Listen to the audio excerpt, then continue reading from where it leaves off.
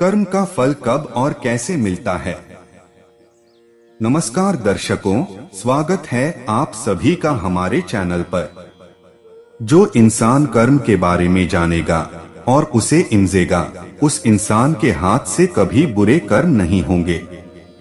तो दर्शकों, वीडियो को ध्यान से और अंत तक जरूर सुने। और वीडियो शुरू करने से पहले कमेंट में सच्चे दिल से जय श्री कृष्ण जरूर लिखें। दर्शकों, श्री कृष्ण ने भगवत गीता में बताया गया है, कर्म का फल हर पल हमें मिलते रहता है, क्योंकि एक एक सांसों में हमारे साथ जो घटना घटित हो रही है वह हमारे कर्मों का परिणाम ही है। कर्म के कारण ही हम सांस ले पा रहे हैं, तो किसी की सांस अभी अभी खत्म हो चुकी होती है। कर्म हमारी काया तो उसका फल हमारी परछाई है, दोनों सदा साथ साथ ही रहते हैं। कर्म के कारण ही कोई आसानी से सांस ले पाता है, तो कोई दमा में दम घुटता महसूस करता है। कर्म का फल हमको जागते, सोते, उठते, बैठते कभी भी भोगना ही पड़ता है। कर्म का कुछ फल तो तुरंत मिलता है, तो कुछ कर्मों के फल के लिए जन्मों जन्म इंतजार करना पड़ता है। जैसे किसी ने आग में हाथ डाला तो तुरंत जल जाएगा, उसके लिए कल या परसों नहीं लगेगा। किंतु अपने यदि किसी का खून किया है, किसी को बेतहाशा प्रताड़ित किया है, तो हो सकता है उसी जन्म में इसका फल ना मिले, लेकिन देर सबेर जरूर इसका दुष्परिणाम आपको भुगतना ही पड़ेगा। इसके फल से कोई बच नहीं सकता, चाहे ईश्वर का अवतार भगवान राम ही क्यों ना हो। उन्होंने भी बाली को छुपकर मारा था, उसके परिणाम में उन्हें श्री कृष्ण अवतार में उसी बाली के हाथों मरना पड़ा था, जो शिकारी रूप में आया था। इसी प्रकार यदि आपने किसी की मदद की है, तो ईश्वर वो मदद आप तक किसी न किसी माध्यम से कई गुना करके लौटा देंगे। ना अच्छा कर्म मिटता है, ना बुरा कर्म, यहाँ तक कि हमें मानसिक कर्मों की सजा भी मिलती है। इसलिए कहा जाता है, जैसे एक बछड़ा हजारों गायों की भीड़ में भी अपनी माँ को ढूंढ लेता है, वैसे ही कर्म अपने कर्ता को भी हर हाल में ढूंढ लेता है। अपने किसी का लिया हुआ पैसा नहीं लौटाया, तो किसी जन्म में उसके नौकर या पालतू जानवर बनकर उसकी सेवा और चाकरी करेंगे, पर हिसाब तो पूरा होकर रहेगा। किसी का भला चाहा है, तो वह भी आपकी किस्मत के कांटे कब दूर कर देगा, आप समझ ही नहीं पाएंगे। सेवा, दान, परोपकार जैसे पुण्य कर्म हमारे कर्म बंधनों को काटती है, इसलिए शास्त्रों में सत्कर्म करने पर जोर दिया गया है, क्योंकि अंत हमारा उद्देश्य सभी कर्म बंधनों से मुक्त होना ही है। और जब हम कर्म का सिद्धांत समझेंगे, तभी इस चक्रव्यूह से बाहर आ पाएंगे। लोगों को कहते सुना है कि कर्मों का फल इसी जीवन में मिल जाता है, यह कथन कितना सत्य है। कर्मों का फल कौन देता है? क्या सुख दुख केवल कर्मों का फल है? कर्म का फल कब मिलता है? ऐसा क्यों कहा जाता है कि संसार कर्म प्रधान है? दर्शकों, ये सभी का जवाब आपको इस वीडियो मिल जाएगा। कर्म का फल निरंतर मिलता रहता है। हम पुराने कर्म काटते हैं और नए बांधते जाते हैं। कर्म अच्छे बुरे दोनों होते हैं, दोनों का फल भी अलग है। जब इंसान अच्छे बुरे दोनों कर्मों का क्षय कर देता है और नए बांधता नहीं है, तो मोक्ष को प्राप्त करता है। कर्म का फल कब मिलता है? जब कर्म फल का परिपाक हो जाता है, तभी कर्म का फल मिलता है। क्या कर्मों का फल इसी जीवन में मिलता है? कर्म क्या है? पिछले जन्म के कर्म का क्या आज प्रभाव है? कर्मों का फल कब, कैसा और कितना मिलता है? कौन सा धर्म है जो कर्म और कर्म फल की बात करता है, प्रार्थना की नहीं? क्या आप कर्म को मानते हैं? क्या आपको लगता है कि कर्म का फल मिलता है? ये सभी सवालों का जवाब हमें मिल जाएगा, बस वीडियो के अंत तक बने रहे। कुछ कर्म का फल तत्काल, कुछ कर्म का फल कुछ समय बाद और कुछ कर्म का फल अज्ञात की कब मिलना शुरू हो जाए। सबसे पहले तो हम इस बात को स्पष्ट कर लेते हैं कि हर छोटे बड़े और अच्छे बुरे कर्म का फल मिलता ही है और हर कर्म का फल अलग अलग मिलता है, अर्थात बुरे कर्म के फल अच्छे कर्म के फल से निरस्त नहीं होते।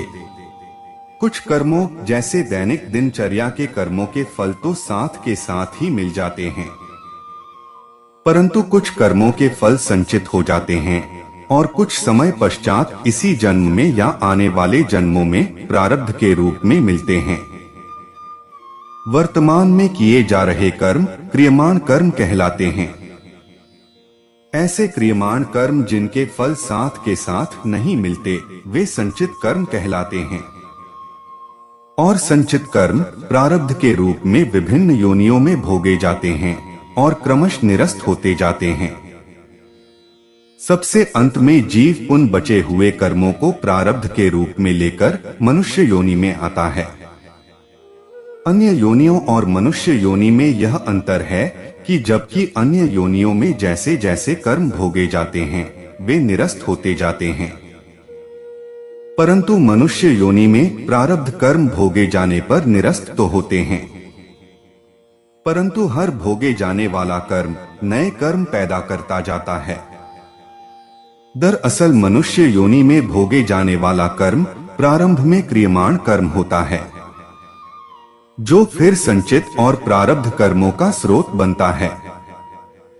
इस प्रकार यह चक्र युग युगांतरों तक चलता रहता है, जब तक जीव को मोक्ष की प्राप्ति नहीं हो जाती, अर्थात जब तक वह जन्म मरण के चक्र से छूट नहीं जाता।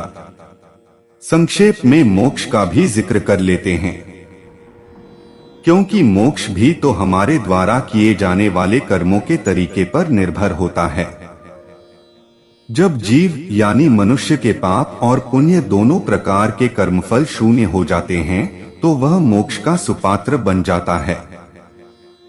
भगवत गीता में और ब्रह्म विद्या शास्त्र में कहा गया है कि जब हम कर्म निष्काम भाव से करते हैं तो हमें उन कर्मों के फलों को भोगना नहीं पड़ता।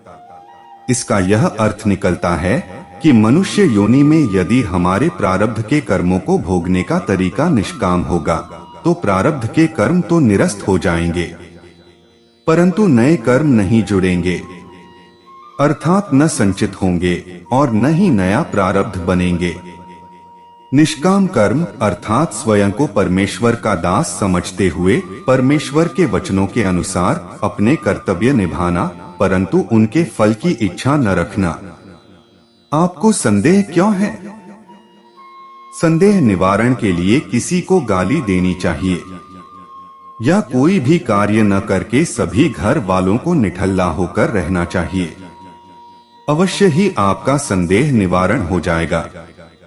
क्या आप कार्य करते हैं उसके बदले वेतन नहीं मिलता है? क्या भोजन करने पर भूख शांत नहीं होती है? क्या पढ़ने से ज्ञान प्राप्त नहीं होता है? जब ये सभी कार्य फलदायी हैं, तो कर्म फल मिलने में क्या संदेह है? ईश्वर तो सबसे बड़ा न्यायकारी है। भला यह कैसे संभव है कि हम कर्म करें और ईश्वर उसका फल न दे? सभी मनुष्यों और प्राणियों का भिन्न भिन्न परिस्थितियों में जन्म तथा सुख दुख मिलना बिना कारण नहीं हो सकता। यह सब दर्शाता है कि कर्म फल अवश्य मिलता है। भगवत गीता में कहा है कि अवश्य में भी भोक्तव्य कृत कर्म शुभाशुभम, अर्थात सभी शुभ और अशुभ कर्मों का फल अवश्य भोगना पड़ता है। आपके कर्म ही आपका जीवन है। बुरे कर्म वाले लोग कभी भी सुख की अनुभूति अपने जीवन काल में नहीं कर पाते। कर्म का फल कैसे मिलता है? जो भी दुख सुख मिलते हैं वही अपने कर्म फल हैं। क्या कर्म का फल मिलता है? फल तो मिलता है, लेकिन वह कर्म का है या नहीं वह पता नहीं चलता है। हम जो भी कार्य करते हैं उसका फल मतलब उसका परिणाम तो मिलता ही है।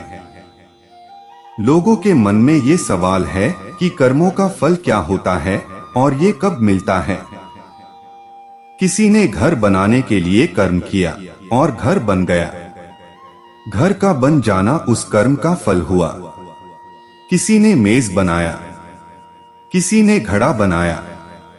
मीमांसा दर्शन का सिद्धांत है कि कर्म न किया जाए तो कोई चीज नहीं बन सकती।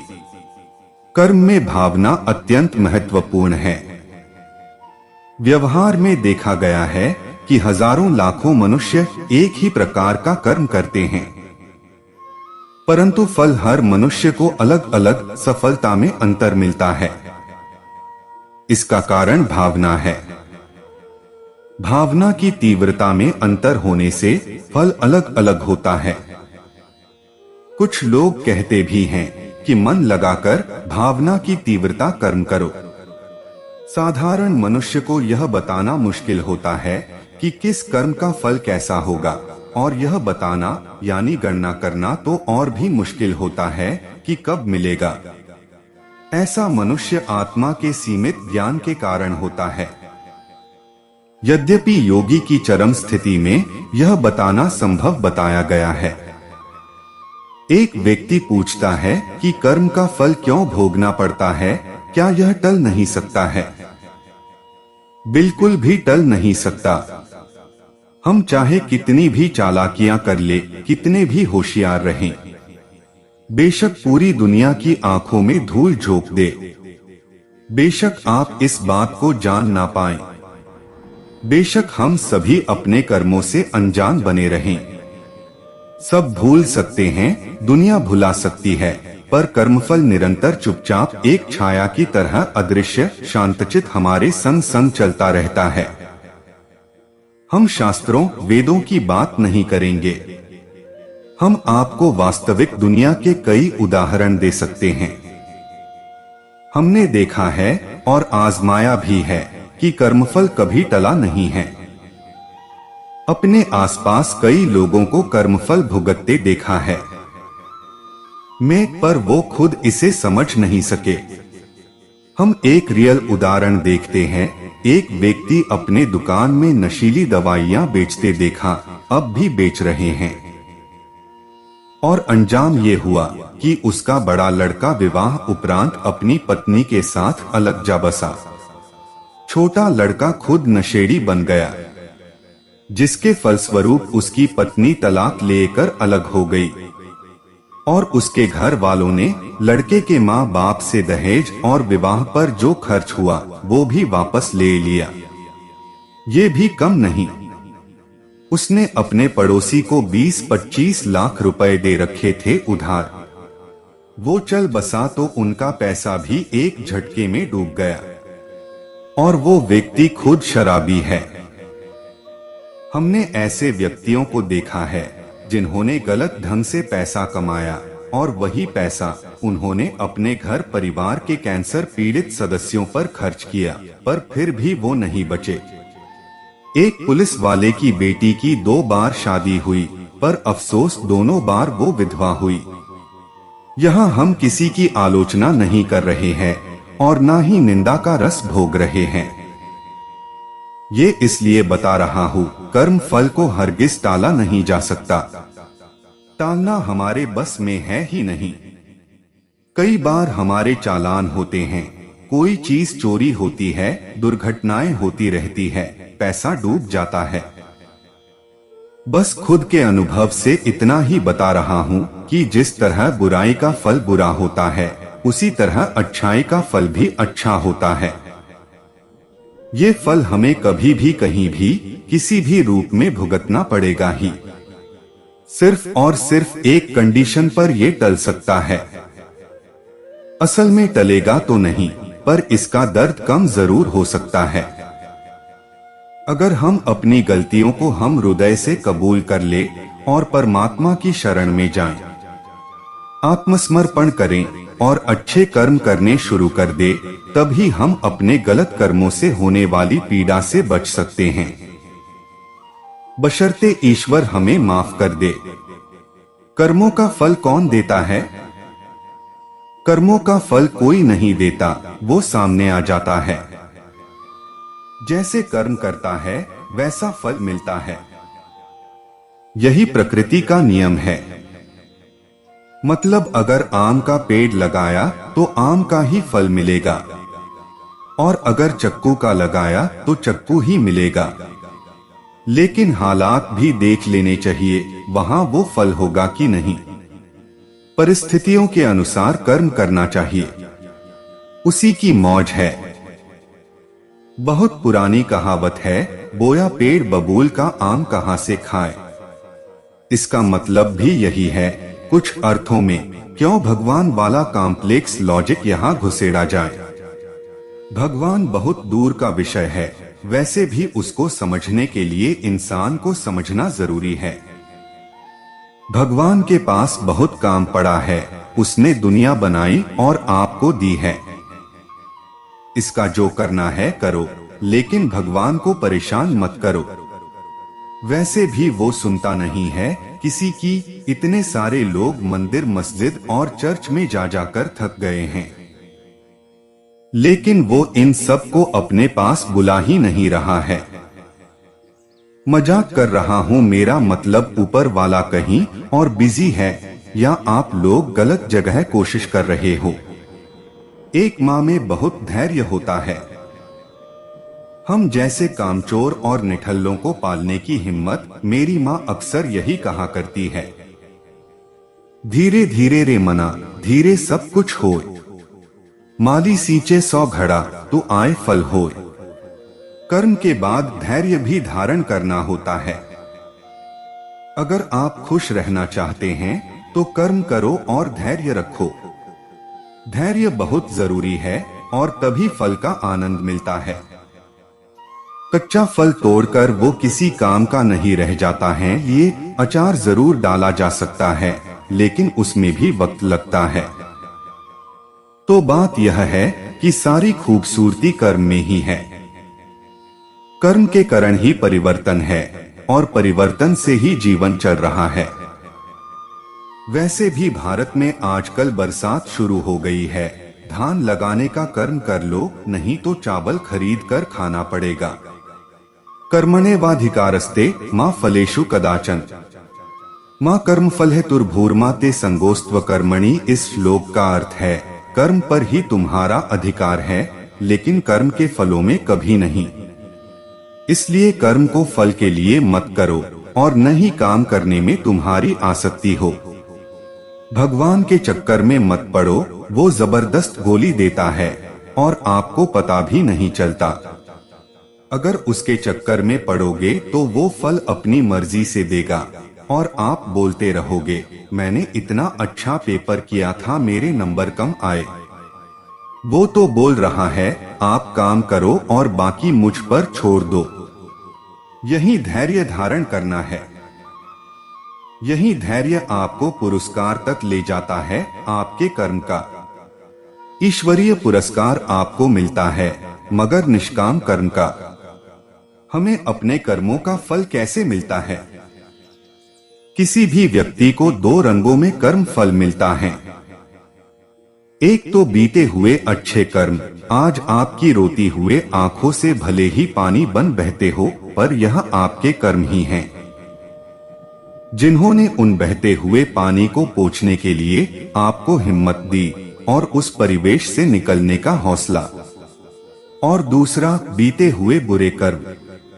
आज आपकी हंसती हुई आंखों में भले ही चमक बन चमकते हो, पर यह आपके कर्म ही हैं, जो भविष्य में आपकी हिम्मत और हौसले के आधार को आधारहीन करेंगे, और पुनः आप खुद को उसी स्थिति में पाएंगे जहां से वो चमक आपने चुराई थी।